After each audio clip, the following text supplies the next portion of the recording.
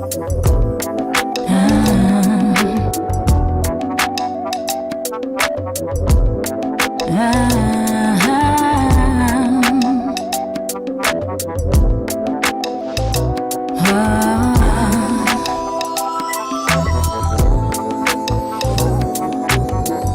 you say you will, but then you won't. You say you do, but then you don't. You said you'd never leave me alone. When things got hot, you was the first thing gone. Seems so hard to keep your word, no days. You show up, then just fade away. Oh, that's why it's so good to know that my God is forever loving. Oh, He's faithful and true. He never lies to me like you always do. But frankly, He is all the man I'll ever need. That's why it's so good to know that my God is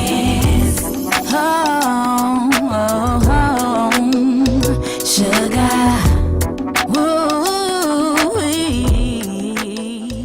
Baby.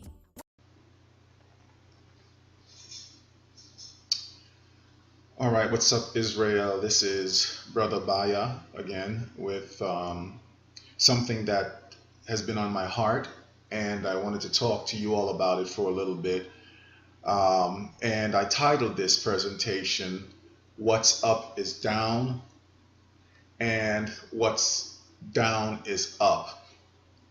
You know, I'm sure I'm not the only one that is asking what has happened to the church, what has happened to the fear of the Most High. I know that many of you out there are preaching that as Hebrews that we should get out of the Christian church and because of the paganism and those kinds of things, and I fully understand. But you know, I came from a church that was started by my family. And you know, it's hard for me to just up and abandon them because of the fact that I found out that I'm Hebrew. You know, I'm one that believes that sometimes we have to bloom where we are planted. And you know, if that's what the Most High has led you to do is to come out of the Christian church, then you know, I can't envy anyone or fault anyone for doing that. But you know, I feel that I can make a change, or at least try to convince our people of who we are. And as one scripture says, that a little leaven leaveneth the whole lump. And so if we are not in the lump, how are we effective as leaven? And so you know, I chose to remain in the church where I am for now and try to show the people who I care about the truth of the word of the Most High. So anyway, we're seeing a decay and a deterioration of those values that we once held in high esteem in the church.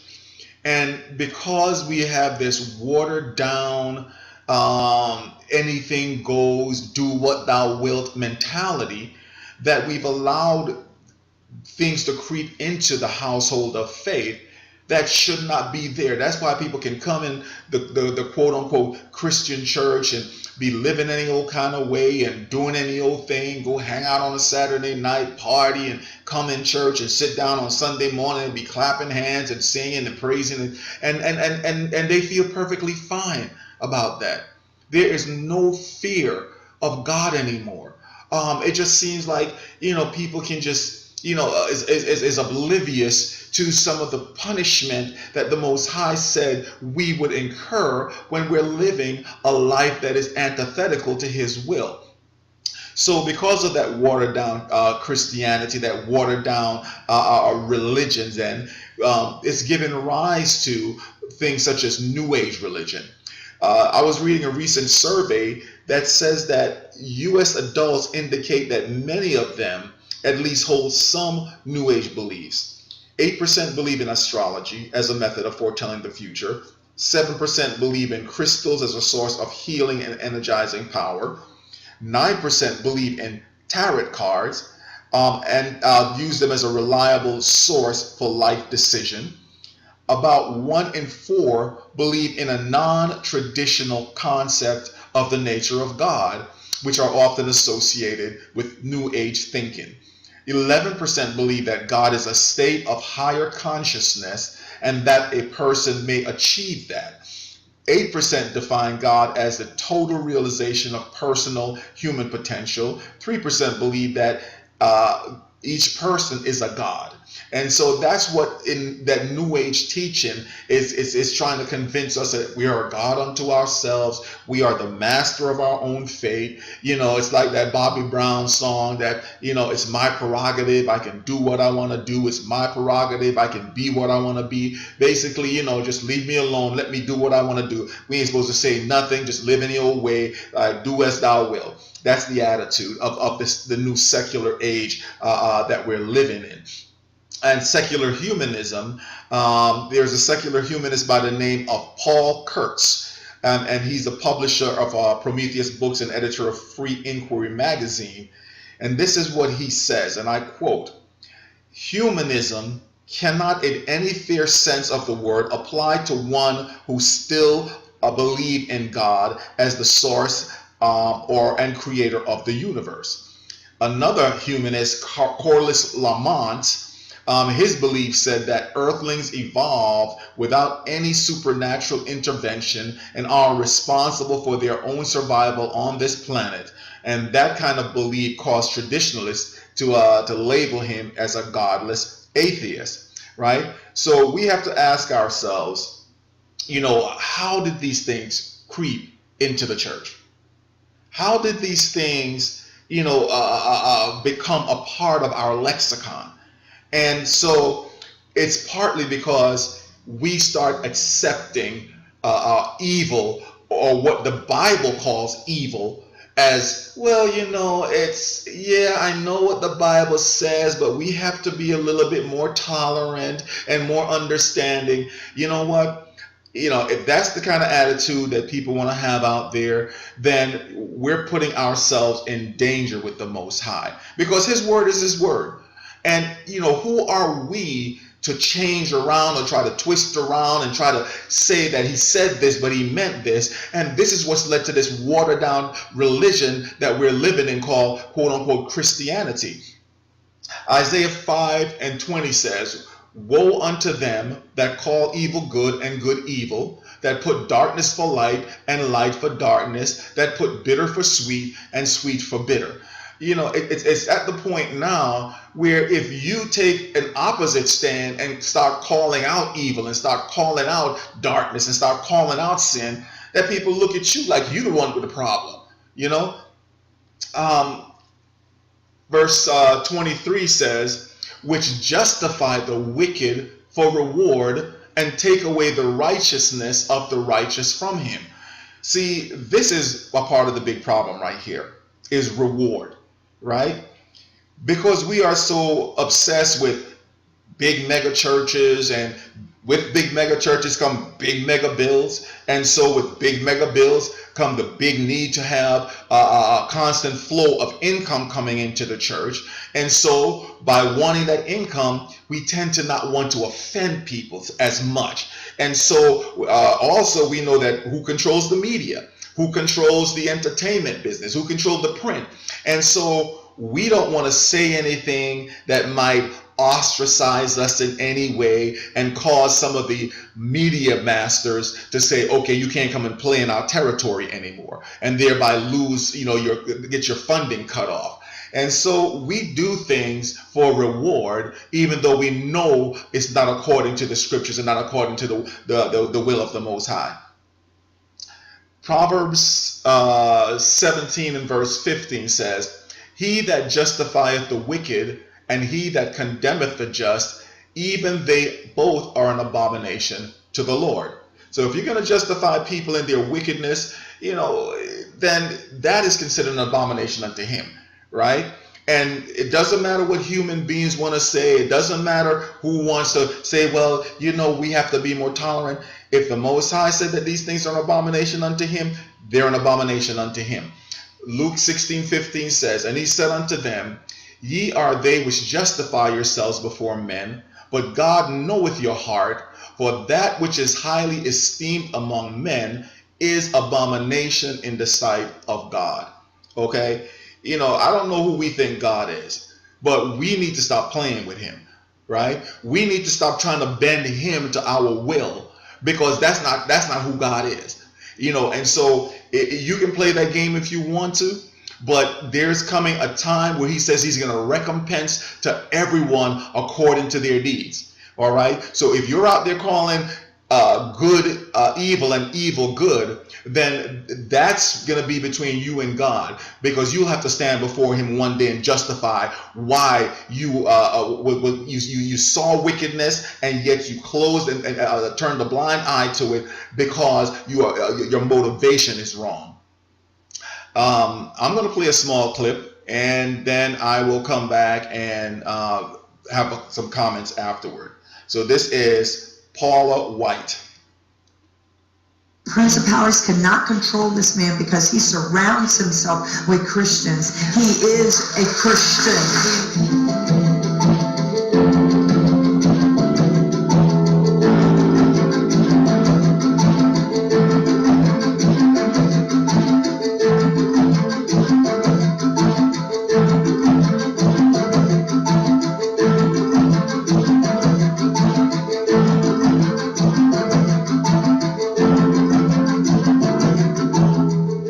It is our God-given mandate. It is our responsibility.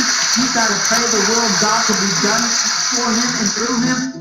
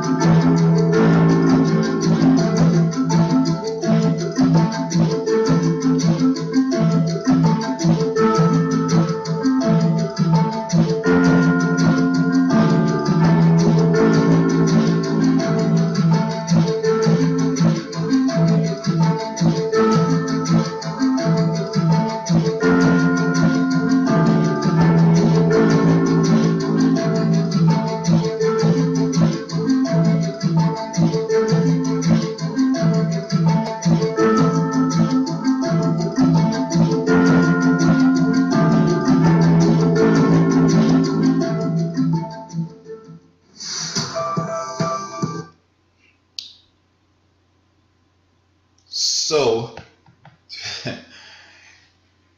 ever since Donald Trump got elected to the White House, I said to my brother-in-law when the whole campaigning was going on, and we both kind of agreed, that there's no way this guy's going to win the highest office in the land. That this guy, he's just got too much of a past, and and when the night of the election came and I saw the results, I was literally sick to my stomach. And I thought about it, and I had said to him during the conversation, I said the only way that that this man is going to win is if the Most High is going to put him in that office for a purpose. And at the time, I didn't even realize, what was going on as far as us being Hebrew Israelites. I was still thinking, as a Christian, and how could this man win? But now I realize that, in order for certain things to take place, that the Most High sometimes will set up a king or set up a leader in order to accomplish his will. And so, this man was allowed to obtain the highest office in the land by the Most High. It doesn't mean that this is his man and he's anointed and he's a Christian and whatever she was saying on that video.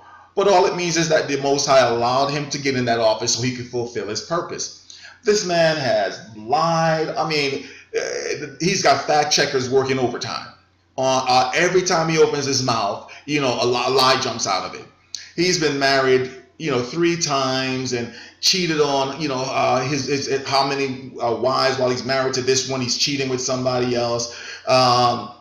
Brags about grabbing women by the genitals. had how many women come out against him saying that they were physically or sexually assaulted by him. He came out of his own mouth, I think on the Howard Stern show or something, he was bragging that how he would, go into these dressing rooms of these Miss Teenage, whatever pageant that it was, that he would run and said, you're a celebrity, or because I'm the owner of the pageant, I can do stuff like that. And so he times it where he can walk into these dressing rooms while these girls is in all kind of state of undress. Some of these girls as young as 14, 15 years old, and so this is the man that the evangelical community is standing behind and saying, oh, we should give him a pass on this one, and we should give him a mulligan on this one. This is part of the reason why the judgment of the Most High is going to be upon some of these churches who are calling evil good. Okay, and so there's a price to pay. Whatsoever a man sows, that shall he reap. So anyway, rise in homosexuality. In 2012, there was approximately 8.3 million people in the United States that identified themselves as LGBT. By 2016, that number had climbed to 10.1 million. That's approximately 500,000 people per year. That's confessing or declaring themselves to be LGBT. Now, as far as the rise in it, approximately 1 in every 100 American women and 2 in every 100 American men identified as homosexual, with another 4% identifying as bisexual.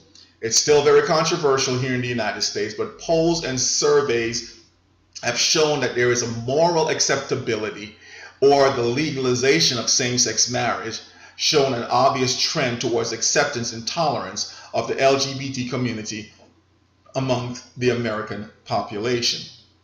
Now, people may come out and say that I'm gay bashing here, and that is not the intent of doing this. But my intention is to point out what the scripture says it's wrong, and not to try to sugarcoat it or try to bend scriptures around to say that, oh, it's acceptable by the Most High, right? And before I go into these next couple of scripts, I want to say with unequivocally, because I know somebody will say, oh, that I'm promoting violence against someone because of their sexual orientation. So I am in no wise encouraging, I am in no wise promoting, I am in no wise endorsing any kind of violence against anyone based on sexual orientation or religious ideology, but I'm going to point out what the scriptures said. So having said that, in Leviticus 20 and 13, it says, if a man also lie with mankind as he lieth with a woman, both of them have committed an abomination, and they shall surely be put to death. Their blood shall be upon them. And if a man lie with a beast, he shall surely be put to death, and ye shall slay the beast. It's back in those days, right? Those things were considered an abomination unto the Most High. Whether it's homosexuality, bestiality, but there is a spirit of sexual immorality and perversion that is let loose upon this earth, and we as Hebrews, we just falling right into it. We getting involved in things that as black folks we never used to be involved in, and it's just now it's like anything goes, right? And so you have people talking about, wanting to marry 13-year-old little girls and having sex with young girls as young as 3.5 years old, as is in the Talmud, which is the book that these Zionist Jews over there with the Luciferian doctrine talk about. You can have sex with a 3-year-old and as long as she's 3 years and 1 day, or some craziness like that. That's just sick stuff that's going on out there, and we've just kind of turned a blind eye to it and just become tolerant of it. I'm not, listen, if a person want to do whatever they want to do, it's up to them. It's between them and God, but don't shove it down my throat and tell me that I have to be accepting of it. If that's your lifestyle, that's your lifestyle. I don't hate anybody. As a child of God, I love everybody. But as far as what's wrong, it's wrong, and I don't care who wants to be upset. If the scripture says it's wrong, I'm going to say it's wrong, because who are we to obey, man or the Most High? Confused sexuality, right? Deuteronomy 22:5 says, the woman shall not wear that which pertaineth unto a man, neither shall a man put on woman's garment, for all that do so are abomination unto the Lord thy God. Before Medea, before RuPaul, there was Flip Wilson. And I remember Flip Wilson and his Geraldine character. He coming in there with his head, shaking his head, and back then I thought, this is weird. What's this grown man doing dressing up like a woman like this? But that was his shtick. And so along came Tyler Perry and RuPaul, and they took this whole thing to another level. And even though they're making money on whatever it is that they're doing, cross-dressing like that, but the scripture says that back then it was an abomination unto the Lord.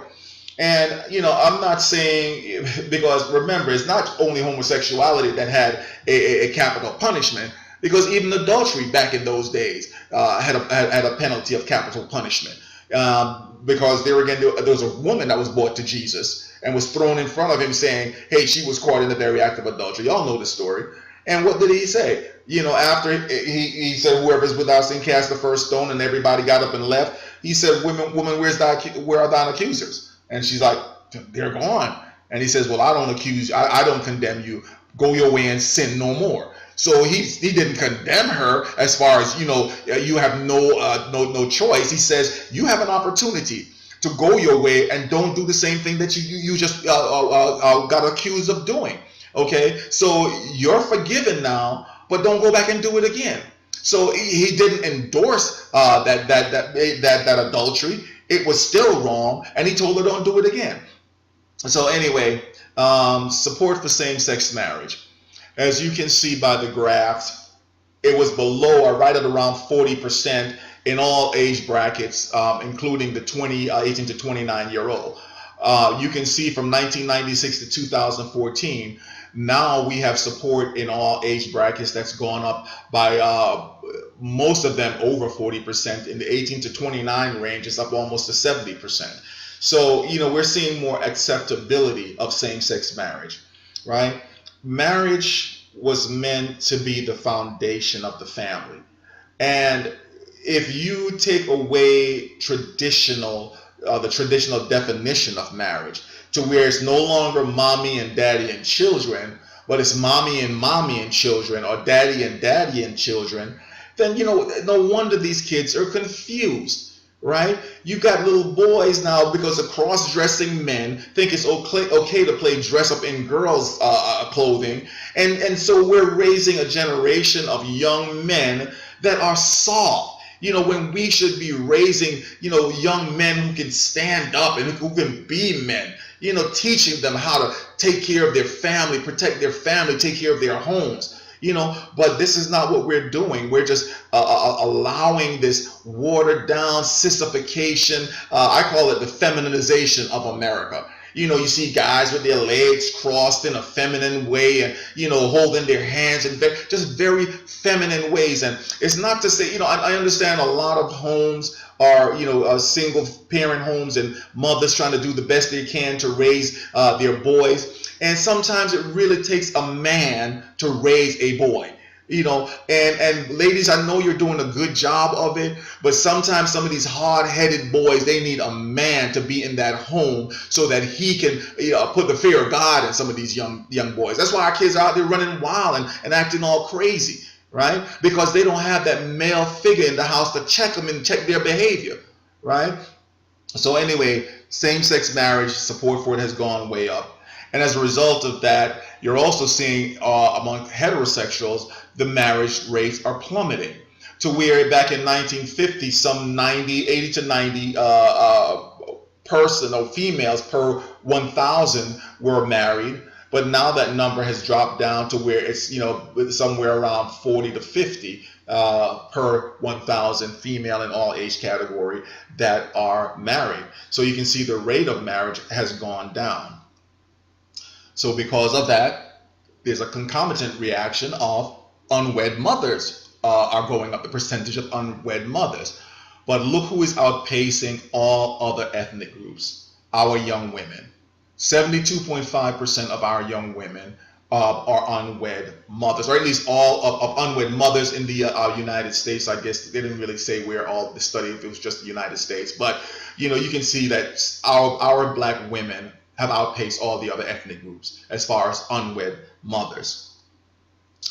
And so when you have unwed mothers, sometimes they come up against, hardships trying to deal with these kids, or maybe they thought they wanted the kids and the boyfriend, bailed out, or whatever the reason why.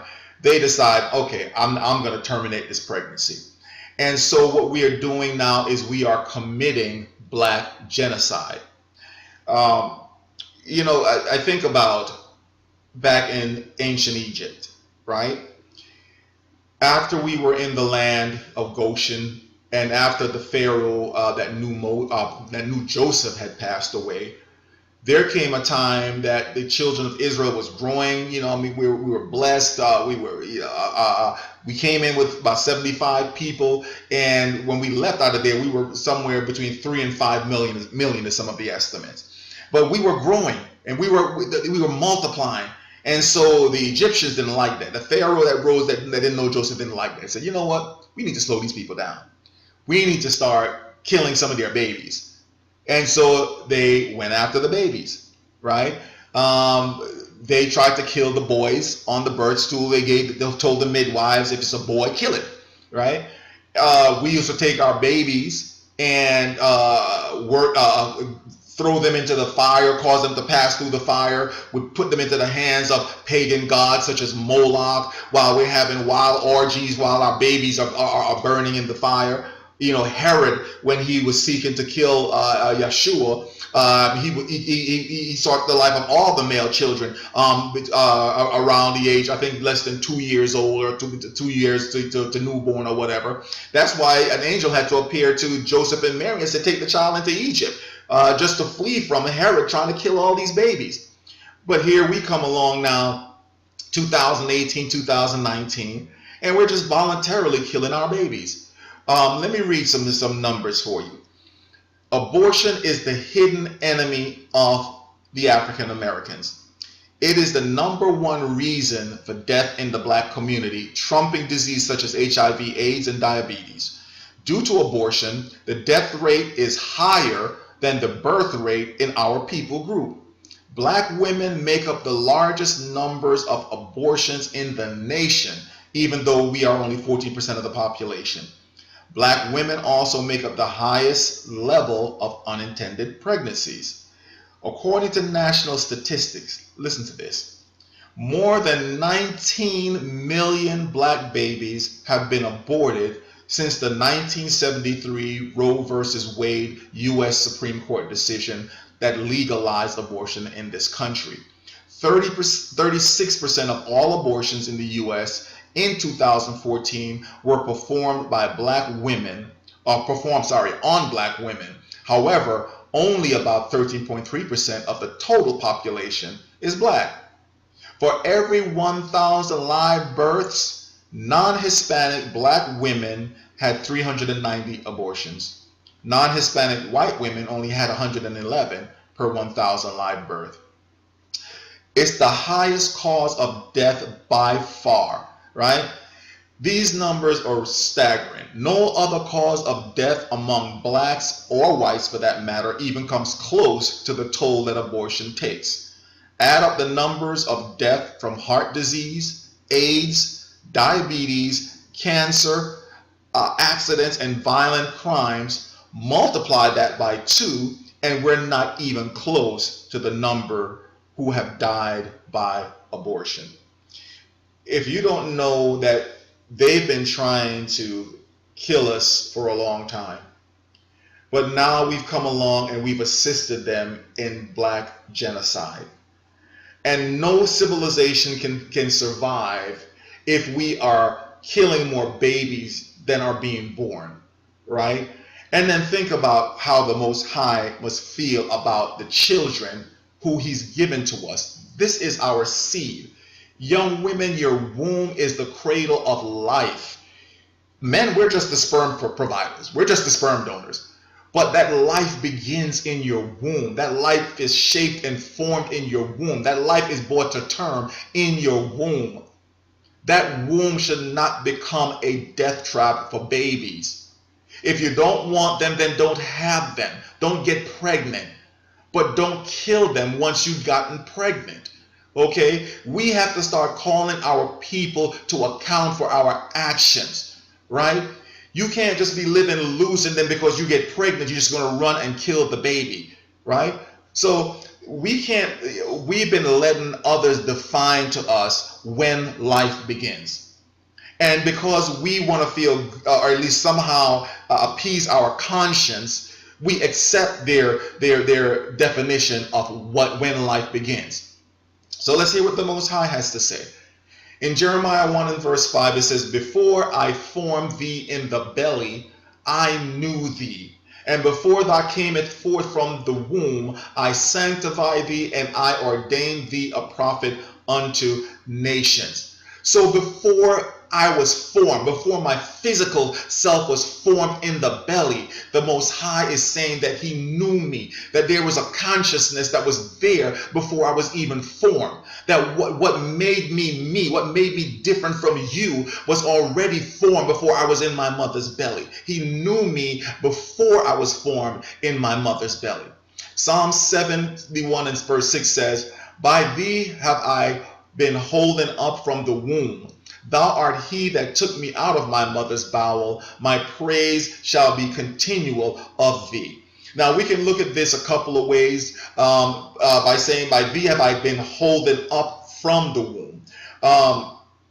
The way how I interpret this is that I have been leaning on him from inside the womb. He's been holding me up from the womb, from inside the womb. "Thou art he that took me out of my mother's womb. My praise shall be continually before thee." Isaiah 49 says, "Listen, O isles, unto me, and hearken, ye people from far. The Lord hath called me from the womb. From the bowels of my mother hath he made mention of my name." So while I was in my mother, he already made mention of my name. A name gives us character. A name defines who we are. So my definition, that which defines me, that the Most High already mentioned that while I was in my mother's womb. Okay, from the bowels of my mother has he made mention of my name. Galatians 1 and verse 15. "But when it pleased God, who separated me from my mother's womb and called me by his grace." So he separated me. It means he set me apart from in my mother's womb and called me by his grace. Some of us are anointed from even inside the womb. We've been anointed, right? And so when we kill our babies, we don't know what that child could have come out to be. You know, that child could have came out to be the next great evangelist, the next great leader of our people.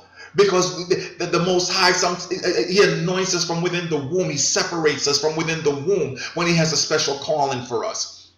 Luke 1 and verse 41. "And it came to pass that when Elizabeth heard the salutation of Mary, the babe leaped in her womb, and Elizabeth was filled with the Holy Spirit."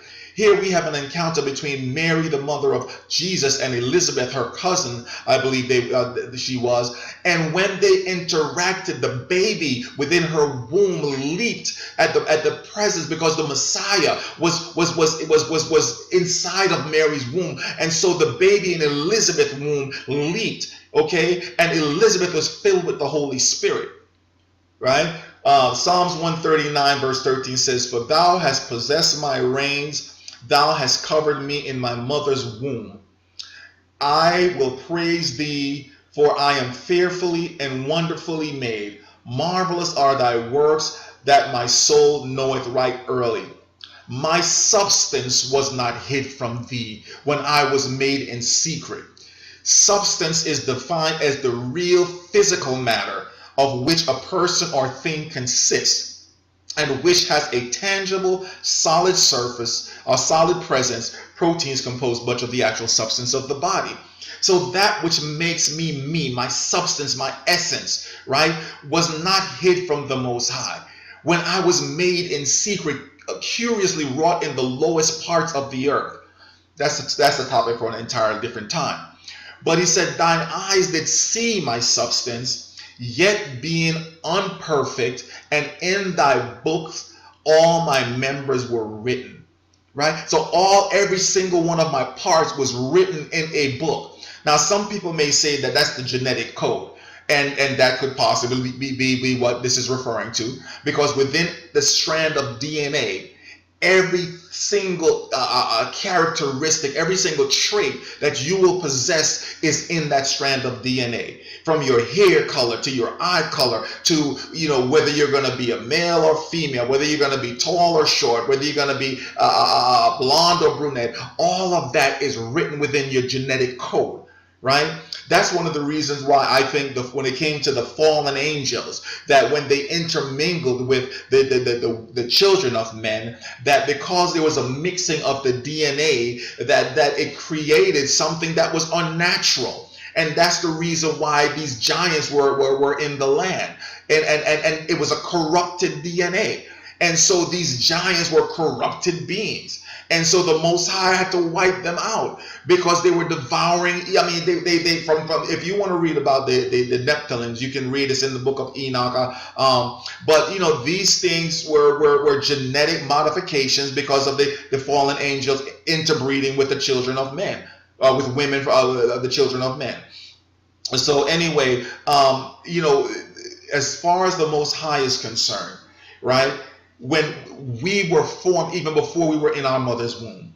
So don't let nobody tell you, life begins only when the child takes the first breath, or life begins, at the third trimester or the second trimester or the first trimester. Life begins at conception. And actually life begins before conception, because your essence, before we were even in our womb. But, let's go with that life begins at conception. Right? And so when you take that life, then you have to stand before the Most High and give an account for that. I'm not saying this to try to hurt anybody, but we have to do something about this. We can't be killing these babies and there not be a consequence to pay. Right? Young women, if this has been something that you've done in your past, or you're considering doing it now, you need to let the Spirit of the Most High speak to you. You need to get on your knees and repent of taking the life of that child. I'm not trying to put a guilt trip on you, but there is a consequence for all of our action, and that is a life before the Most High. I don't care what the scientists want to tell you. That is a life according to the Most High. Right? And that's innocent blood that we are shedding. These childs can't defend themselves. That's innocent blood. So we have to be careful when we're doing things like this. The spirit of promiscuity. Right? In 1 Kings 11:3, this is talking about our boy Solomon. Solomon was said to be a wise king. But I wonder, how wise is any man that's going to have 700 wives, princesses, and 300 concubines? That's 1,000 women, right? If you were to sleep with 2 women every day, day after day for a year, you still wouldn't get through 1,000 women, 700 wives and princesses, and 300 concubines. But the brother just loved him some foreign women.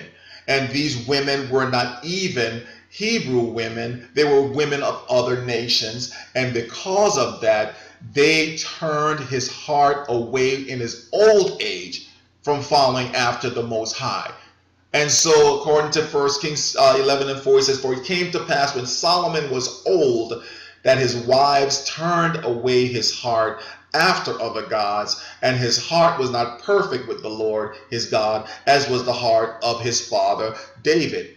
And that's one of the reasons why the Most High snatched the kingdom away from him and said, I'm gonna save one, or at least a part of the kingdom for you because of David's sake, but I'm gonna take the rest of it away. And that's how the Israel and Judah was split into 2 kingdoms.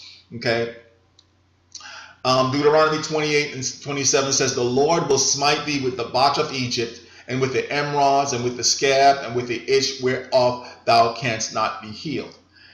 We cannot be sexually promiscuous and running around having unprotected sex and not pay a price for it.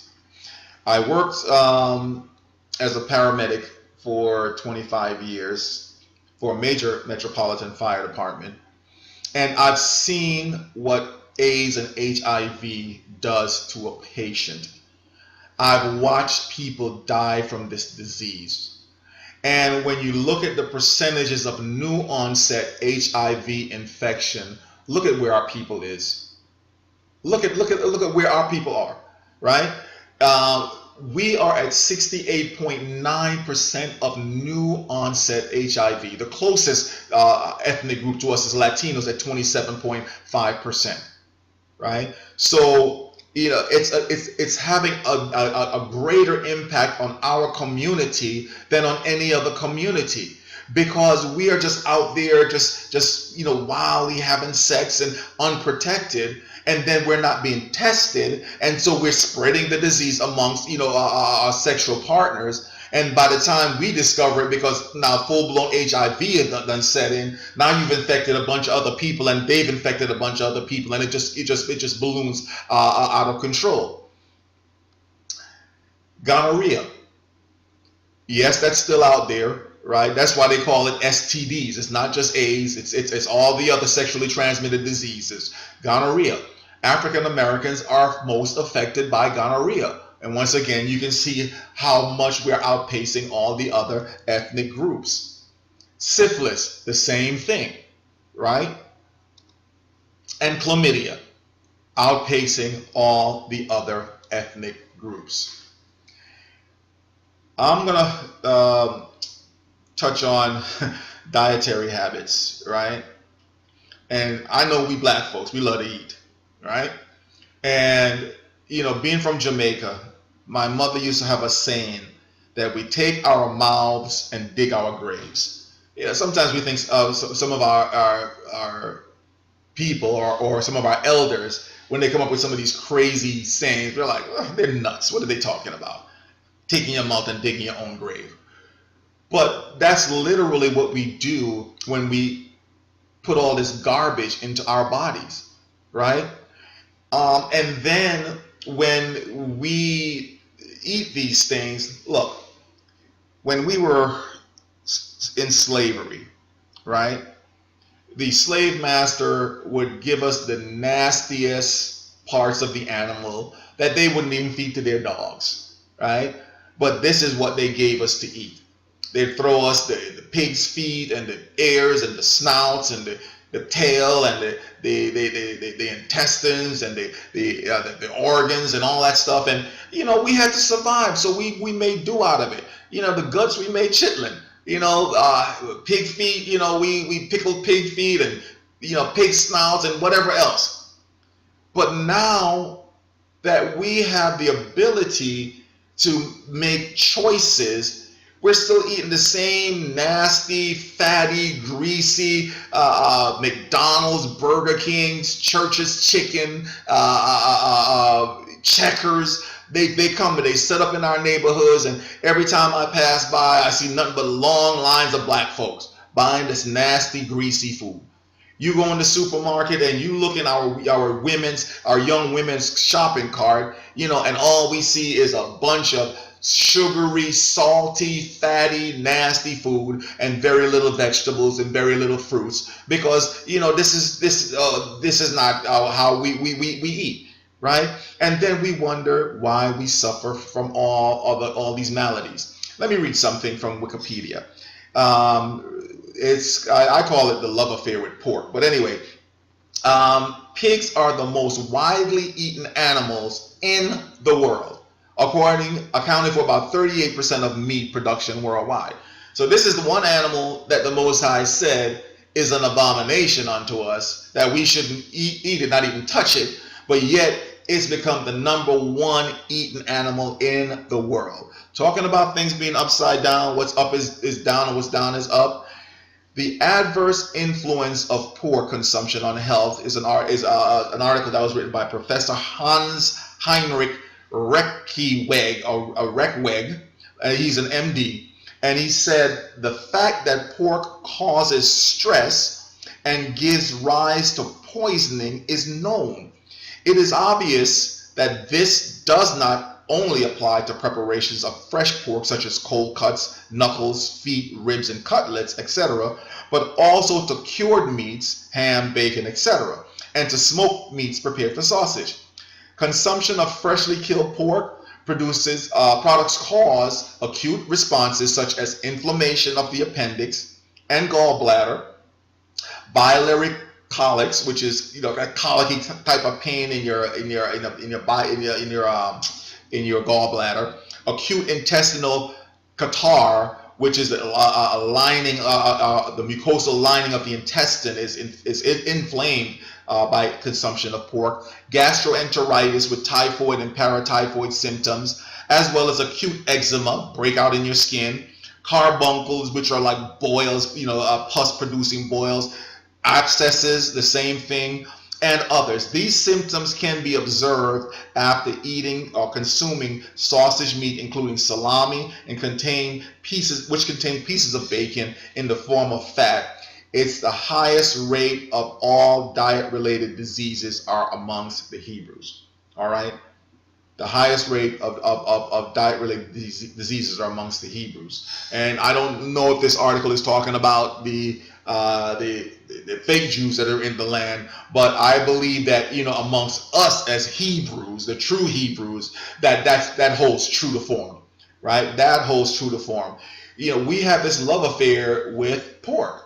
We got to have our barbecue ribs, and we got to have our sausage, and we got to have our bacon. We got to have our pig chitlin. My grandmama, my stepmother used to cook chitlin. And when I walked in the house, I'm like, ooh, I'm out of here. I just never liked the smell of the thing. And some people say, oh, well, it's chitlin ain't supposed to smell if it's prepared right. I don't know anything about that because I never ate it, never tasted it, never had a desire to eat it. But, I know I'm not trying to offend some of you all. If y'all love your chitlin, keep on eating your chitlin. But I'm just, when the Bible says the reason why it's said not to eat this animal is because it is a nasty animal. And I hear people try to say, well, the cow and the chicken are nasty animals too. But a pig will eat anything. And not only that, but it goes through his diet, his gastrointestinal tract so fast that it doesn't have, the body and the organs don't have a chance to detoxify any of that stuff. So it gets absorbed into their body and stays within this meat. And then they don't sweat, they can't sweat out the toxin, or they barely sweat. So the toxins stay within their bodies. And then when you eat the meat, if it's not cooked properly, you get sick. And that's the one thing they'll always tell you. Make sure you cook your pork properly. Make sure you cook it properly. Make sure you cook it properly. Because you will get sick if you don't. And I'm saying to myself, okay, if this meat has all this problem, why would I even bother to eat it when there's other alternatives out there? Why would I want to bother eating that? I can do without catfish. I can do without lobster and shrimp. I used to love me some lobster. I ain't gonna lie. There's one place that I used to go down in the Keys, man, that had the best lobster bisque. And I started reading up on pork and these unclean animals and found out that my heritage is a Hebrew Israelite. I'm like, no. I don't need to be eating this stuff. And plus, you'd be surprised how much of this stuff is diet related. How much of the sicknesses that we have in our bodies are diet related. As far as the scripture, Leviticus 11:7 says, and the swine, though he divide the hoof, and he and be cloven-footed, yet he cheweth not the cud, he is unclean unto you. Of their flesh ye shall not eat, and their carcasses ye shall not touch it, they are unclean unto you. He that killeth an ox is as if he slew a man. He that sacrifices the lamb as if he cut off a dog's neck. He that offereth an oblation as if he offered swine's blood, and he that burneth incense as if he blessed an idol. Yea, they have chosen their own ways, and their soul delighteth in their abominations. I also will choose their delusion, and will bring their fears upon them, because when I called, none did answer. When I spake, they did not hear, but they did evil before mine eyes, and chose that which I delighted not. Yeah, I know that the argument made by some people is like, well, when the Most High told Peter to kill and eat, and all manner of animals was let down in that sheep. Listen, he wasn't talking about animals there.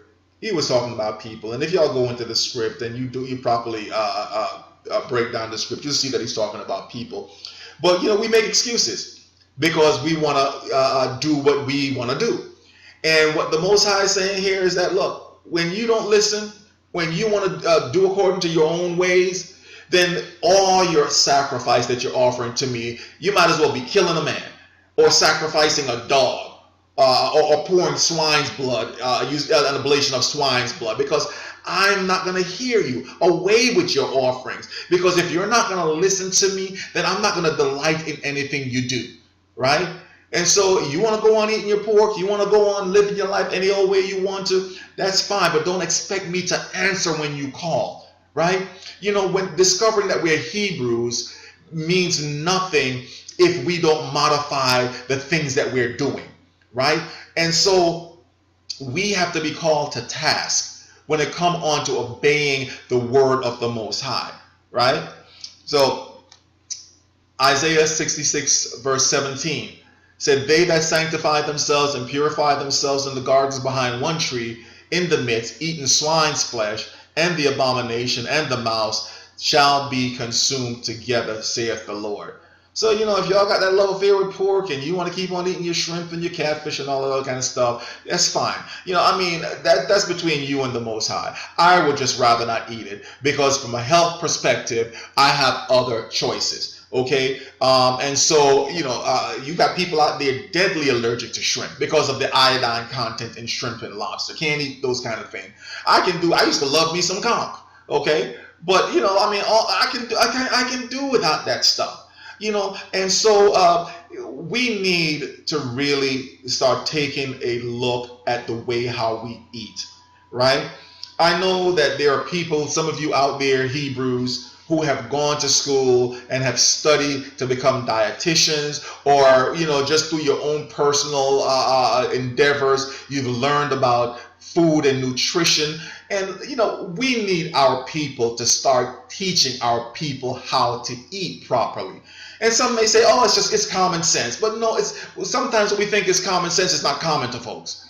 And so, I'm hoping that somebody who knows nutrition will at least, make an attempt to help our people and not be profit driven. I know that some of you go to school for this kind of stuff and you're doing a business and you want to start a business doing this kind of stuff. But sometimes, you got to give some stuff away for free. And when I say for free, I don't mean you give away all your stuff and meal plans and all that other kind of stuff. But you can do some basic stuff that can bless your people. And you never know what the Most High is going to do when you sometimes give just out of the kindness of your heart and because of the love for your people. And the Most High, you'll be surprised how He blesses you in ways that you never even thought about. Right? So I'm hoping that, I'm not a nutritionist. And even though I've learned how to cook and I can put together some meal stuff myself, but there are certain ways how to balance your meals and certain, food. We can cook healthier and we can eat healthier. We can feed our families healthier, but we have to have the will to do it. And sometimes with the will, we also have to have the knowledge of how to put a proper meal together. I wanted to play you another short clip, and then I'll come back afterwards. All right. So check this out. A big Consumer Reports study found a high rate of contamination in pork chops and ground pork from a kind of bacteria that can send you to the emergency room. ABC's Dr. Richard Besser brings us the whole picture. You don't know its name, but you may be one of the 100,000 Americans who get sick each year from a bacteria called Yersinia. And today's study explains why. Consumer Reports tested pork, the types you buy in the supermarket, including pork chops and ground pork. They found that nearly 70% of the samples they tested had the dangerous bacteria Yersinia on them. Ground pork turned out to be even more risky than pork chops. This should be a wake-up call to the American public. What are we doing in terms of monitoring the safety of pork, and what can we do in the future? This bacteria can hit hard. In a matter of days, you'll experience fever, cramps, bloody diarrhea that may last for weeks, especially common in children. Cooking the pork thoroughly does kill this bacteria, but be careful. It's easy to spread it to the surfaces of your kitchen, the plate, the cutting board, your hands, anything the raw pork touched. Take a look at this kitchen where we handled meat. All the dots? Germs. The Pork Producers Council questioned the quality of the study and the methods used by Consumer Reports, and the U.S. Department of Agriculture issued a statement saying pork is safe and that the companies are all in compliance. Consumer Reports stands by the report. So what do you do in your own kitchen? Well, this is something that's easily preventable. You need to cook your pork. You want to make sure that you bring it to an internal temperature of 145 degrees for whole pork, 160 for ground pork. You want to make sure that you don't contaminate your kitchen by using separate cutting boards for raw food, for raw pork and vegetables. And always wash your hands whenever you've handled And is this raw food. bacon too, or just ground pork? Well, there's never been an outbreak from bacon, but you have to treat that like a raw product too and cook it well before you eat it. And they cook it through. Okay, That's thank right. you, Rich. So, my brothers and sisters, if you got that love affair with the pork and with the pig, and you want to continue on eating it, go ahead on. I know, I'm of the camp that believes that we're living under grace, and there's a lot of things that I don't want to say that because we're under grace that we can do anything we want to, because if the Spirit of the Most High is inside of your heart, and you truly love the Most High, then you are not going to want to do anything that's going to offend him, that's going to upset him. And so, being under grace, does that mean that, okay, we can eat anything we want to, we can do anything we want to? No, that's not the case. And I know that, grace versus the law is the big thing that's going on out there, and I'm not going to get into that in this lesson.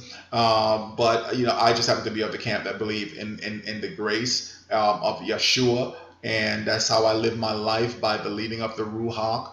And I just I believe in good works, but I also believe that salvation is through grace, and not of works, lest any man should boast. But anyway, the value of a birthright, right? In Genesis 25 and 29, it says, and Jacob sowed pottage, and Esau came from the field, and he was faint. And Esau said to Jacob, feed me, I pray thee, with that same red pottage, for I am faint. Therefore his name was called Edom. Now, being from Jamaica, we have a dish called stew peas and rice. Now, I used to love me some stew peas and rice. But any Jamaican will tell you that if you're going to do stew peas and rice right, you got to have that salted pig's tail in there, right? And so when I decided, no more pork for me, that was the end of stew peas and rice. Unless it's idle, what we call ital, which means that it's all vegetable, no meat. I'll eat that. But if it has that thing in there that we call it, that pig's tail in there, then I'm done with that. So I can just imagine, here's Jacob cooking him up some stew peas and rice, some ital stew peas, and so here comes Esau, and he smells that stew peas cooking from a distance. It's like, man, that stuff's smelling good. Yo, Jacob, let me have some of that food, man. I'm about to starve here. And so what did Jacob say? All right, you can have some, but sell me your birthright, right? So Genesis 25:31, and Jacob said, sell me this day thy birthright. And Esau said, behold, I am at the point to die, and what profit shall this birthright do me? That food must have really been kicking. Sometimes when you're hungry, and then when you start smelling food, it's like that hunger gear gets kicked into overdrive.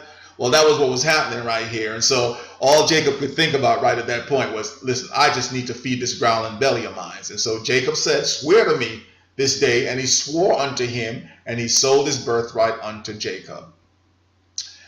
And then Jacob gave Esau some bread and pottage of lentils, and he did eat and drink, and rose up and went his way. Thus Esau despised his birthright. Now the word despised means to look down on with contempt or aversion, like someone who despises a weak person, or to regard as negligible, worthless, or distasteful, like someone who despises organized religion, right? So according to the law of Moses, the right of the firstborn was to receive a double portion of his father's inheritance. And that was for a purpose, because when the father passes away, then the eldest son becomes the patriarch of the family. And he's responsible for the care and the well-being of the rest of the family. And so he got a double portion of the birthright. Not that he hoarded all of that to himself, but he was to take care of the rest of the family. That was the value of a birthright. But Esau despised it to the point where he could give it away for a pot of food, right? And so, that's how he lost his birthright. And we are still doing that today. We're despising our birthright. When we as black folks, and I have this problem amongst a lot of the people that I know and have been talking to, is that when you are trying to convince them that we are the true people of the book, and you're saying, let me show you, let me give you the scriptural references, or if you don't have the time, then do some research on your own, but look into this. Man, I'm not into that Hebrew Israelite stuff, and I don't know if I buy that stuff. And basically we're just giving away our birthright to those who are claiming to be us, and we're just basically saying, I'm not even going to challenge that. I'm not even going to look into it to see if there's any truth to that, because we've become comfortable in this identity that somebody else has placed on us. And so even to have intellectual curiosity to say, I wonder, is there any truth to this thing? Let me look into it. Maybe I may at the end of looking into it decide on, I'm still not with that. But at least you've investigated. At least you can say, well, I checked this source and I checked that source and I compared that source and I compared that source, and based upon all of this, I've come to a conclusion that this I just can't accept that. But I know that they haven't done that, because if they've done their due diligence and done their work, they would come to the same conclusion that all of us have come to who have been studying this thing. And so, we're despising our birthright once again. Okay, Romans 9:12. It was said unto her, the elder shall serve the younger. As it is written, Jacob have I loved, but Esau have I hated. And the story of Jacob and Esau is an interesting one. It is said that when Jacob and Esau was in the womb of Rebekah, their mother, that the two child struggled within her womb. And when Rebekah was wondering what was going on and she inquired of the Lord, he said that there are two nations within your womb, and from within you two people shall be separated. And the older shall serve the younger. And in the book of Esdras, I believe around chapter 15 or somewhere around there, but it's written that that Esau is the end of the world, but Jacob is the beginning of the world which is to come. And so when they came out, there was already struggling within her womb. And a lot of the things that you see going on today, is the descendants of Jacob and Esau still fighting. Even that spirit of death. Because if you remember, as the story went, that after Jacob, not only did he get Esau to sell him his birthright, but he also robbed him of his blessing when he and his mother Rebekah conspired that when Isaac was to pronounce a blessing, it was supposed to go to Esau, the oldest. But because Esau was a hairy man, the mother and Jacob took some goat skin and wrapped it around his hand. And so when the father came, let me feel your hand kind of thing. And, I just kind of wonder, I think I said this in a previous teaching that I did, but there had to be some family dynamics going on there that was crazy. Why would, Jacob do that to his brother? Not only rob him of his birthright, even though Esau sold it willingly, but why would you gyp your brother out of his birthright for a plate of food? And then you turn around right after that and then you rob him of his blessing by tricking your dad. And so when Esau found out what Jacob had done, he's like, you know what? Dad is on his deathbed. And when he dies, I am going to kill my brother. And so that spirit still, it goes on today. When you see us being gunned down in the street, being murdered and killed, even in slavery days, that's still Esau. That's that spirit of Esau that wants to kill Jacob, his brother. Israel, Yah's firstborn. There's a theory or popular opinion going on out there that, now there is no further privilege to being a Jew or a Hebrew by bloodline or by lineage, and that that everybody is now Israel. That as long as you accept Jesus, as long as you confess your sins to Yeshua, that you are all Israel now. Now, what the scripture tells us, that yes, everyone, when they come to Yeshua, that they all have the same. There's neither Jew nor Greek, bond nor free, male nor female. We know the scripture, but all is one in Christ. And so when we come to him, yes, we are all one in him. But Yah did not forget his firstborn. There is still a special place for the children of the covenant, because he made a covenant with the seed, with the lineage of Abraham, Isaac, and Jacob. And so Israel is still Yah's firstborn. We may have been cut off from the tree because of our disobedience, and the Gentiles grafted in. But as one scripture said, they are the wild olive branch, and the natural olive branch is going to be grafted back in.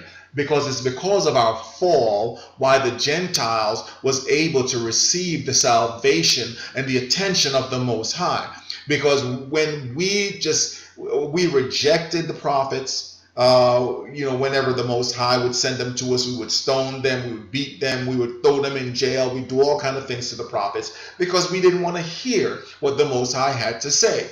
And so after he sent all his prophets, we did all kinds of wickedness to them. He said, I'm going to send my only son. Surely him they will hear.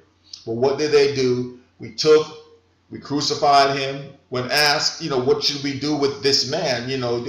We have this ceremony where we can give you one of them, either this man Jesus or Barabbas. Which would you rather have? It's like, give us Barabbas. Let his blood be. So what do you want me to do with this man Jesus? Crucify him. Let his blood be upon us and upon all our children.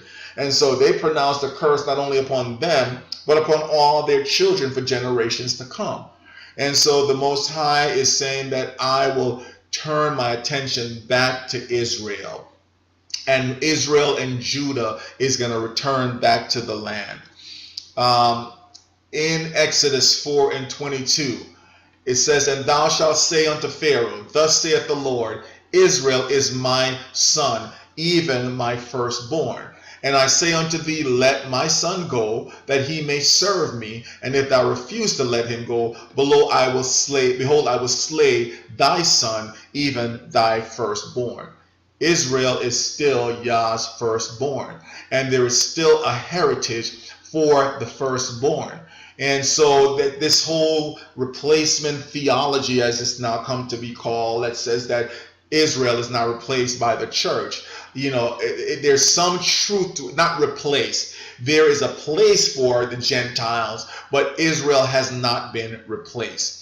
Isaiah 11:11 says, And it shall come to pass in that day that the Lord shall set his hand again the second time to recover the remnant of his people, which shall be left from Assyria and from Egypt and from Pathros and from Cush and from Elam and from Shinar and from Hamath and from the islands of the sea. The Most High is going to gather his people again from the four corners of the earth, from where we've been scattered. From all the islands, from North America to South America, from Jamaica to Haiti to the other Caribbean islands to America. He's going to gather his people from wherever they've been scattered to, and we're going to become one nation again. Ezekiel 6:8 says, Yet will I leave a remnant, that ye may have some that shall escape the sword among the nations, when ye shall be scattered through the countries. It's sad to know that only a remnant is going to be left. a remnant is like when you go and you want to buy a piece of carpet that you're trying to save some money, and you go and you look in the remnant aisle, and the remnants are just pieces of carpet that was not used, that was cut for another job, but they had some leftovers, and so they sell that as a remnant. A remnant means a small portion of something that is left behind. And so only the scripture said that we were going to be a sand on the seashore, but yet only a remnant will make it in. Why? Because we are stubborn and a stiff-necked people, and when people are trying to get us to wake up, or get us to get our lives right, tell us that the wrath of the Most High is coming, and it's going to be poured out upon this earth and upon this country, and it's like, nah, I'm not having none of this stuff. We don't want to hear. And so because of that, and the sad part is that the churches are not calling the people to repentance. It's not calling the people to pray and to really seek the face of the Most High, to fast. I was talking to my wife earlier today, and I said to her, I said, I'm looking at the younger generation today, and do they really know what it is like to just get on their knees and just really have a serious boo-hoo, snot running, woe is me kind of prayer and supplication to the Most High for our lives and for the lives of our people? And sometimes when you say prayer, it's like throwing holy water on some demon. They run for the hills, right? Because some of our young people, they don't even know what it's like to pray. The only time when they pray is maybe when they come to church, or they may just say grace before they eat their food or something. But we don't know how to get into prayer and get into fast and get into some really, really deep seeking of the Most High. And the churches are not, we're all about platitudes and, making people feel good and tickling the ears with it's really a sad thing to know that many of our people are blind, and then many of our pastors are either willfully blind or they're just ignorantly blind. But when the blind lead the blind, they're going to fall into a pit. And so, if the pastors don't know and it's not speaking the truth to the people, then they need to learn. And if they learned it and it's still not speaking the truth to the people, then their reward is going to be on their own head.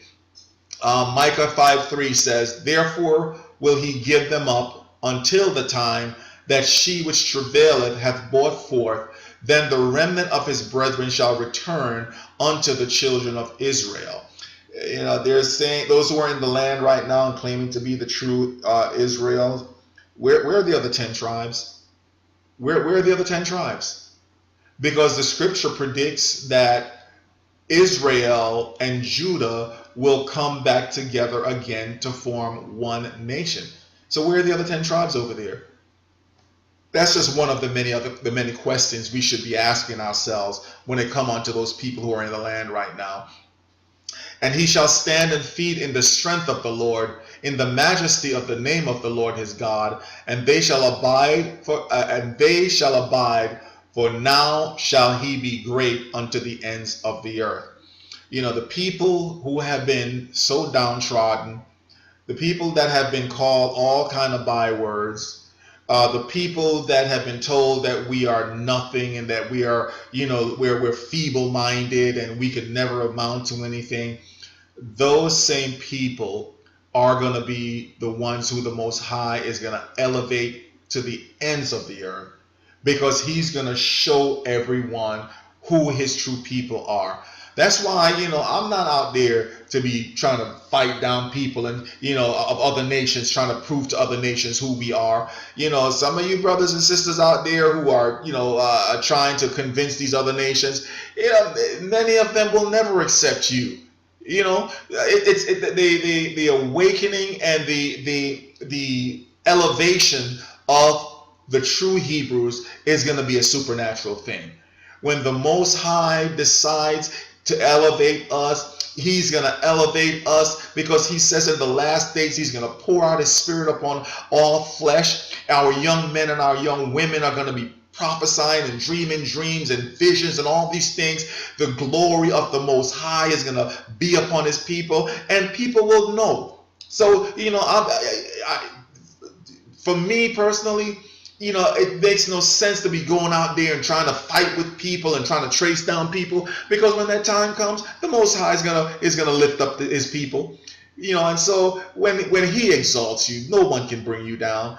And so they're in overdrive right now. The fake Jews and those who support them, they're in overdrive trying to say, oh, this is just some radical movement, this is just some Pan-African thing, and this is they know the scriptures and they know the prophecies of the scriptures, and so they're trying to do everything they can to derail it. They're trying to do everything they can to muddy the water. But you know what?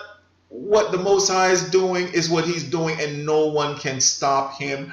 He's been, there's a scripture that said that I have been quiet, or I've been silent, but I will be silent no longer. He's been just standing on the sideline, watching and seeing the wickedness of men get worse and worse. The scripture says in the last days, evil men and wicked seducers are going to wax worse and worse. And in the eyes of a righteous God, when my wife and I was walking the other day, I can just, I was saying to her, I can just imagine how the Most High have to just restrain himself, because he has an appointed time. But the wickedness of man have been coming up to the stench of our wickedness have been coming up to his nostril, and that along with all the blood, the innocent blood shed within the earth, and has been crying out to him, and the very labor of unpaid wages that people have used use our ancestors and use other indigenous people to work the land and to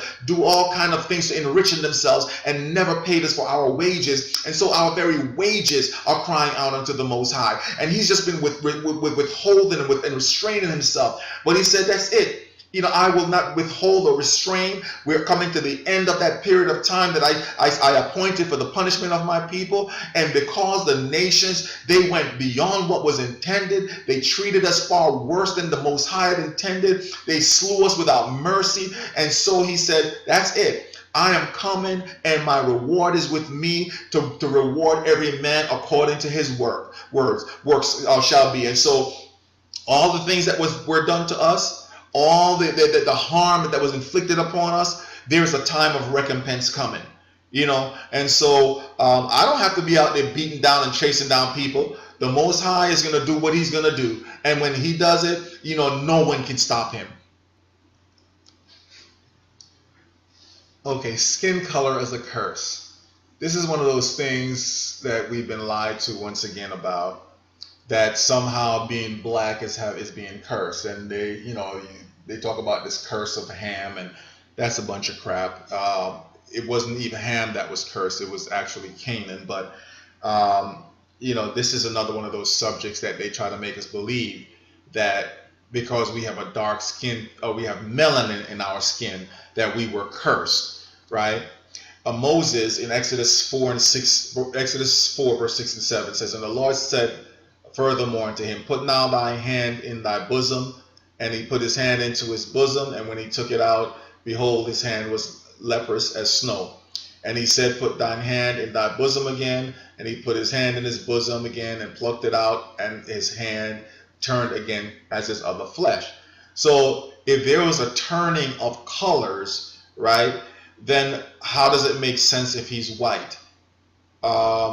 It makes more sense if it's a darker pigmented individual that put his hand into his bosom. When he came out, it was white. Now you put it back in your bosom, and you take it back out, and it's as the regular color. So what was the regular color? So that's another one of those things that we've been lied about. Miriam and Aaron spake against Moses because of the Ethiopian woman whom he had married, for he had married an Ethiopian woman. And that's not the reason why. It's because they, in their heart, had some kind of envy towards Moses.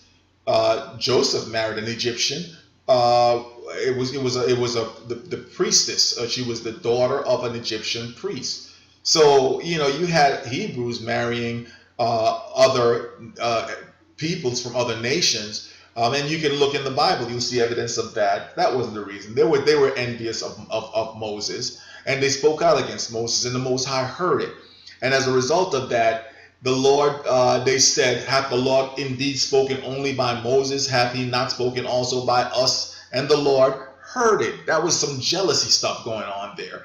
And the cloud departed from off the tabernacle, and behold, Miriam became leprous, white as snow. And Aaron looked upon Miriam, and she was leprous. So leprosy in that case was a curse. Now, the story is told in 2 Kings 5:20. But Gehazi, the servant of Elisha, the man of God, said, behold, my master hath spared Naaman the Syrian in not receiving at his hand that which he bought. But as the Lord liveth, I will run after him and take somewhat of him. So the story goes, Naaman, who was a Syrian, he was a commander or some kind of military person, well liked by the king, he became leprous. And so there was a Hebrew girl in captivity, because some of our people were carried into captivity into Syria. And so she said, she caught wind of Naaman having leprosy, and she said, oh, if he, was with my people, then, he would probably be able to get his healing, because my people know how to do stuff like that. And so when the news got to Naaman, he said, okay, well, I will go to her people and I'll bring me some goods, some money and some stuff, and go and see if they can heal me of this disease. So he goes to the king and says, hey, heal me of this disease. Here's some money, heal me of this leprosy.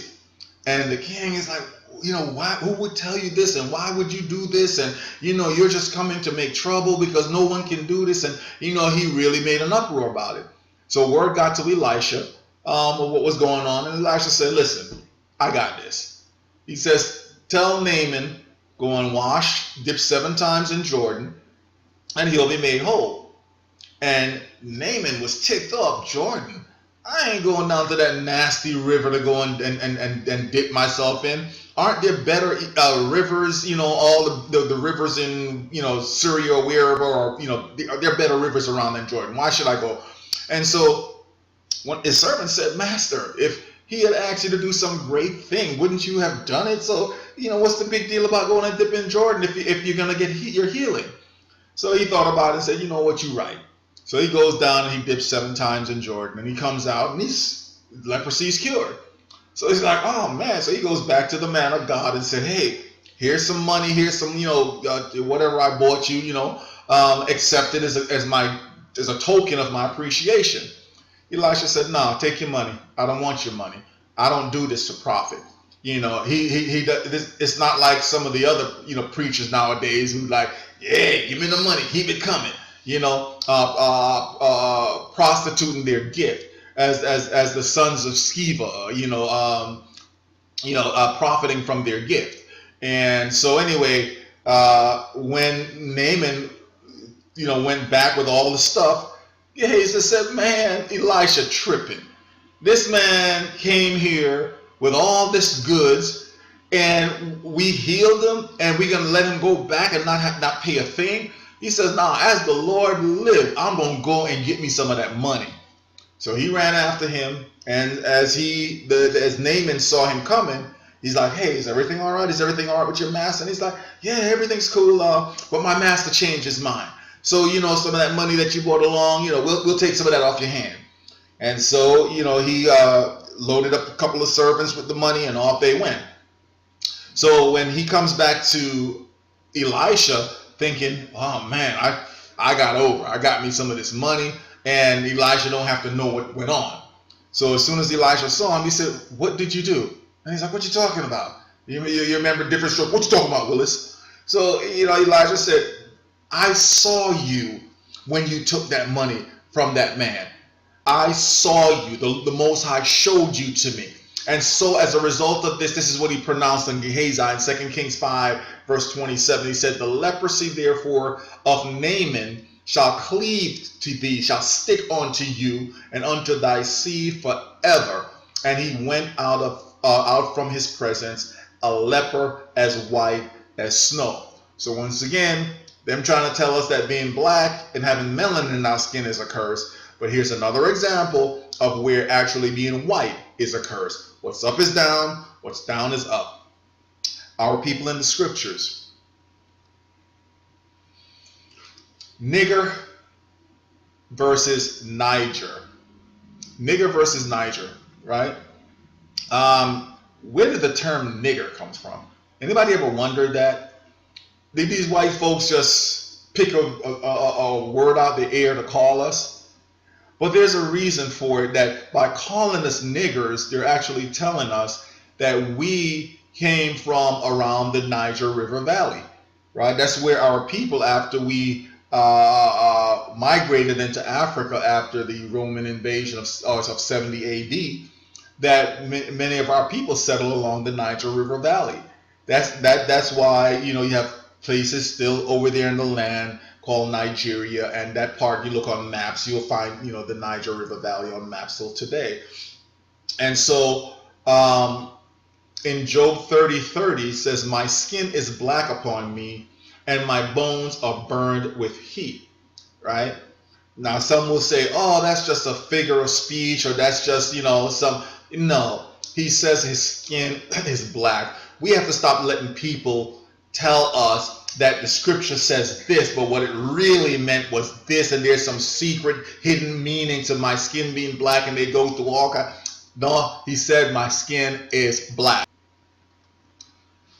In Songs of Solomon 1:5, it says, I am black but comely, O ye daughters of Jerusalem, as the tents of Kedar, as the curtains of Solomon.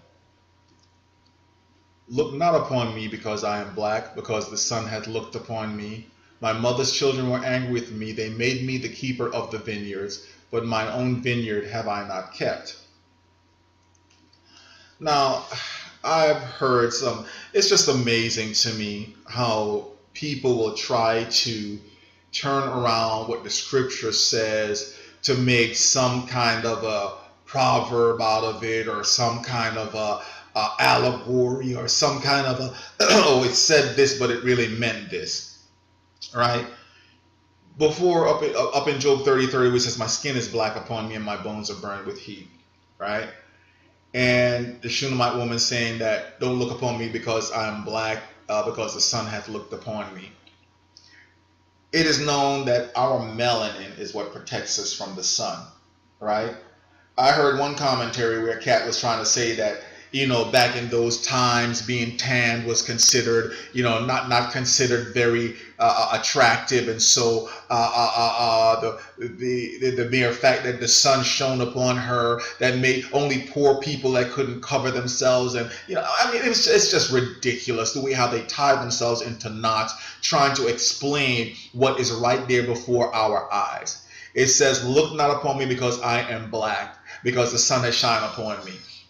Right? And, according to them, this is the Shunammite woman. And, look, the scripture says that she was black. There's a close association with people of that region where their skin color was black. Even in the explanation that this dude gave, right? Have you ever looked up what the temperature of some of the Egyptian summers were? I've read where some of their days can get as hot as 120 something degrees. Could you imagine some light-skinned, pasty person working in that hot sun from sun up till sundown every single day? No, they ain't gonna get tanned. They're gonna get burnt up. They didn't have suntan lotion back in those days. Okay, and so the only natural protection that we had from the sun was our melanin. And that's why we were able to survive some of that harsh working out in that element, right? In Lamentations 4:8, it says, their visage is blacker than a coal. They are not known in the streets. Their skin cleaveth to their bones. It is withered. It has become like a stick. I've seen in my career as a paramedic, I've seen both black people and white people at the point of death. from diseases, illnesses, whatever. And what happens to us is we get darker. What happens to whites, they get lighter when they get sick.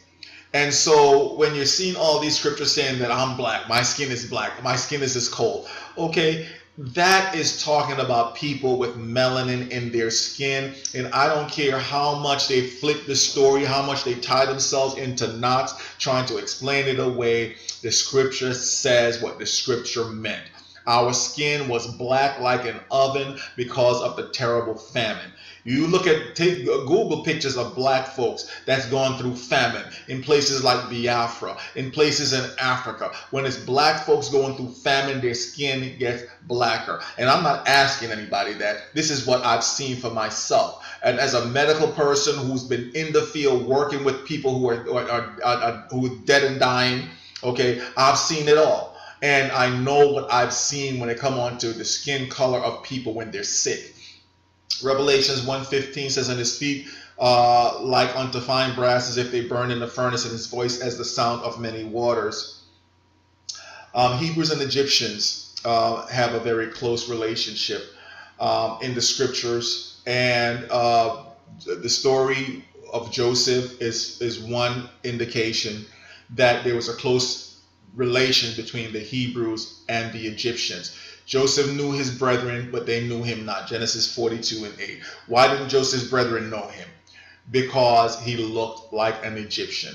And I sometimes, just for my own entertainment, I will Google and see what some of their experts, their quote-unquote supposed experts, have to say about why did Joseph's brother not recognize him.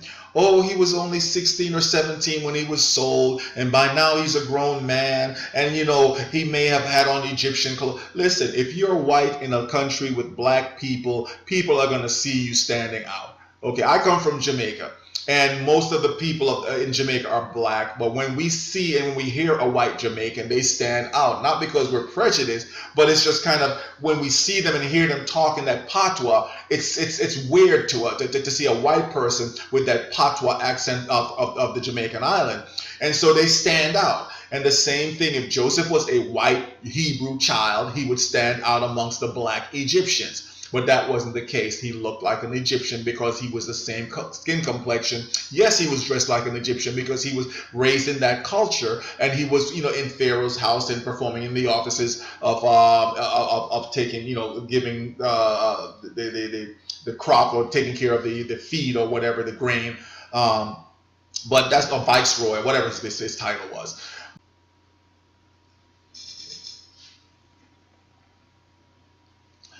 In Genesis 50 and verse 11, it says, and when the inhabitants of the land, the Canaanites, saw the mourning in the floor of Atad, they said, this is a grievous mourning to the Egyptians.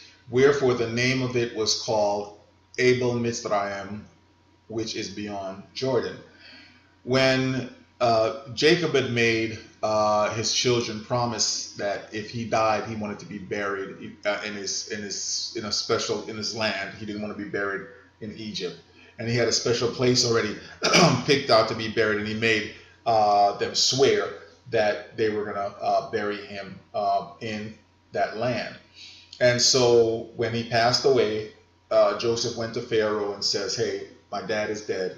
And I made him a promise that I would not bury him here, but I would bury him in the land of Canaan." And so when Pharaoh heard that, he's like, no, go bury your dad. And in fact, you know, take some, you know, whatever you need. Here's some chariots. Here's some, you know, he sent some of his princes, and a bunch of people went along with Joseph and the whole caravan of people to bury his dad.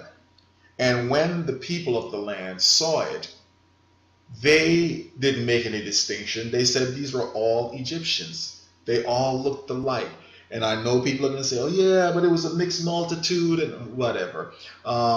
Once again, their intent now is to distract and muddy the water. Those who are going to try to keep the status quo is going to distract and muddy the water.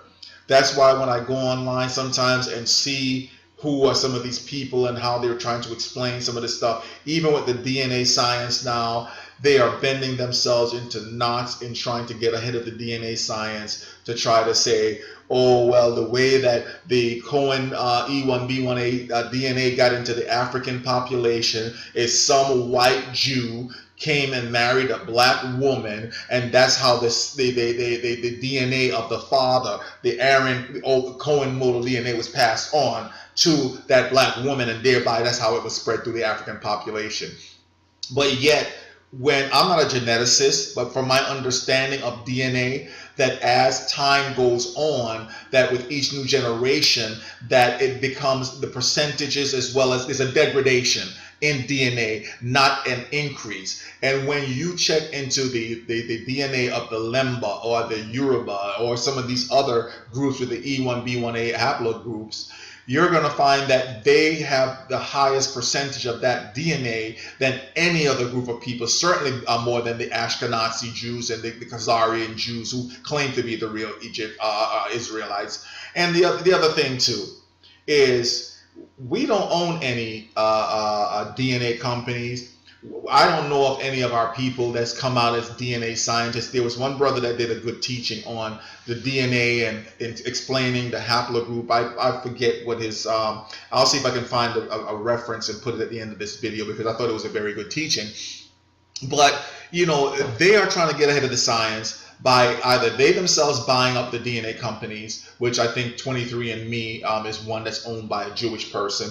And if they don't own it, then I'm sure that they're pumping money into some of these other groups. They're collecting DNA databases, and they're trying to make the science say that their people is the ones with the actual DNA that links them back to the land of Israel. Like I said, you know, we don't have the scientists yet. We don't have the DNA companies. So they're going to have their experts say what they want to say just to try to muddy the water. But, you know, as I said earlier, when the Most High is ready to reveal who his people are, they can do whatever they want. They can sow whatever lies they want. They can twist the stories however they want to. But at the end of the day, he's going to expose exactly who they are. So I'm not going to have to fight with them and fight with their science, okay? Because the science of the Most High is going to trump theirs any day of the week, all right? So in Exodus 2 and verse 17 through 19, and the shepherds came and drove them away, but Moses stood up and helped them and watered their flocks. And when they came to Reuel their father, he said, how is it that you are come so soon today? And they said, an Egyptian delivered us out of the hand of the shepherds, and also drew enough water for us and watered the flock. So this is when he had fled into the land of Midian. And you know, when he came, there was a group of young ladies who came out to water their flocks, and these other shepherds was harassing them. And so Moses helped them out, you know, and chased off the other shepherds, helped them water their flock. And so they were able to get home much earlier during the day than they're normally they're normally used to. So when the dad saw them coming home early, he's like, how did I get home so soon? And they said, an Egyptian helped us. Now, people may say, oh yeah, he was just dressed like an Egyptian, that's why she mistaken for an Egyptian.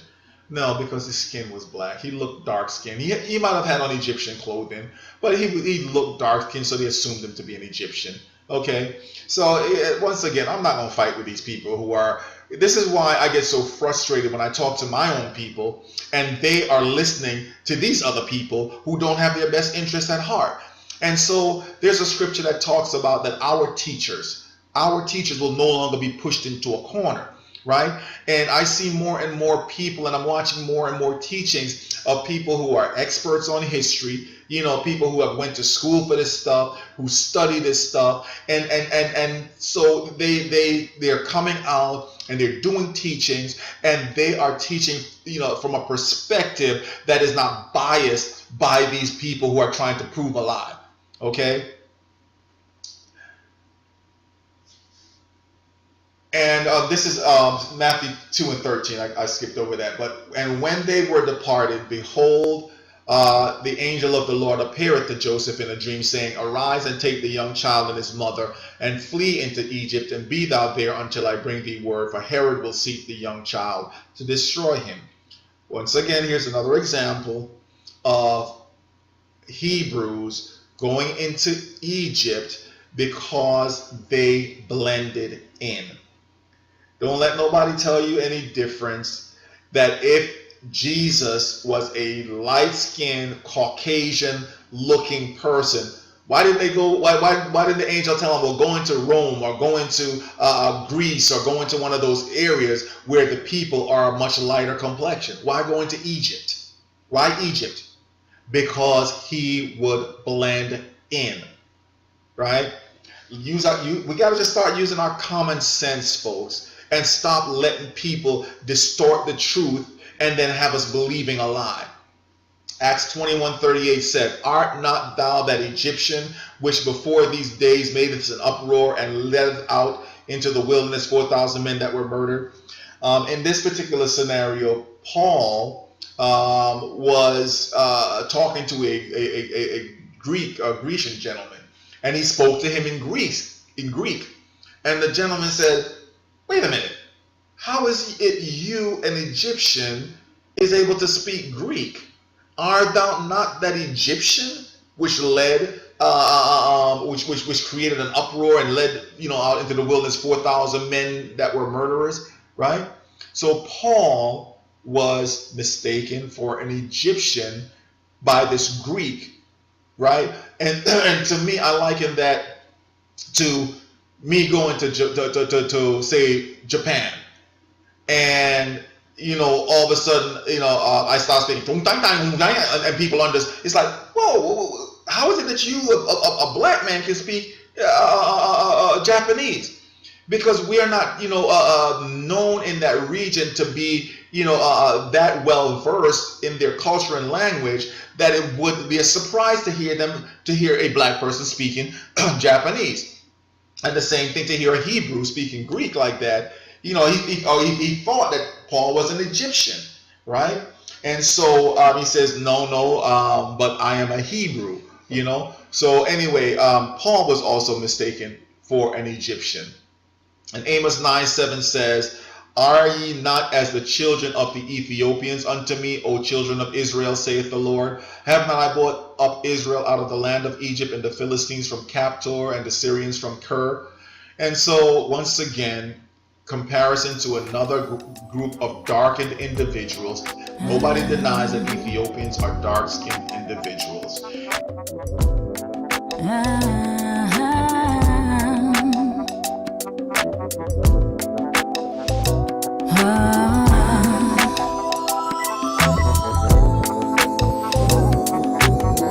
Boy, you say you will, but then you won't. You say you do, but then you don't.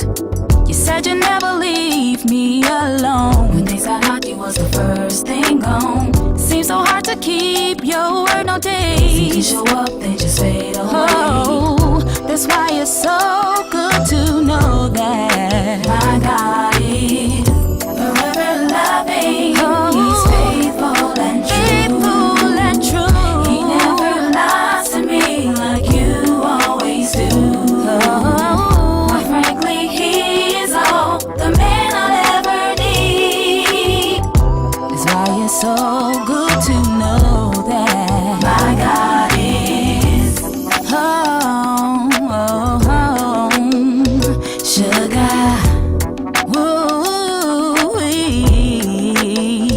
Baby, I wasted so much time seeking, trying to find the perfect man, but none around. Instead, I run into selfish men like you. Don't love me, but just want my body.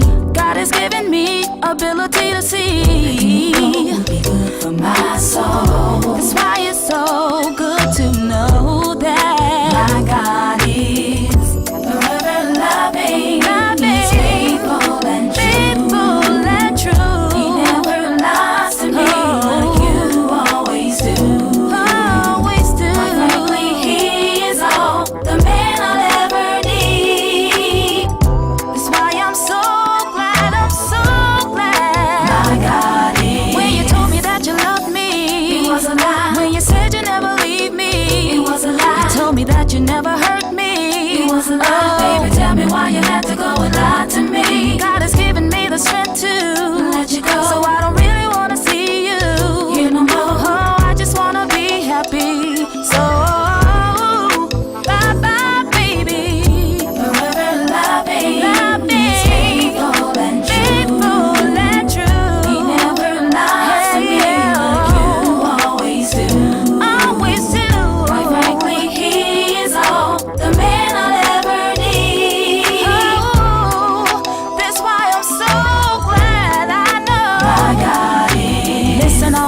'Cause I got something to say. You be looking for love in all the wrong place. There is one man around that'll treat you right, and I'm not ashamed to say his name is Jesus Christ. Oh, so baby, have no fear, 'cause your love is here to hold you in his arms and wipe away your tears. That's why I'm here to let you know that my God is forever loving. He's faithful and true. He never lies to me like you always do. Quite frankly, he is all the man I'll ever need. Oh, that's why I'm so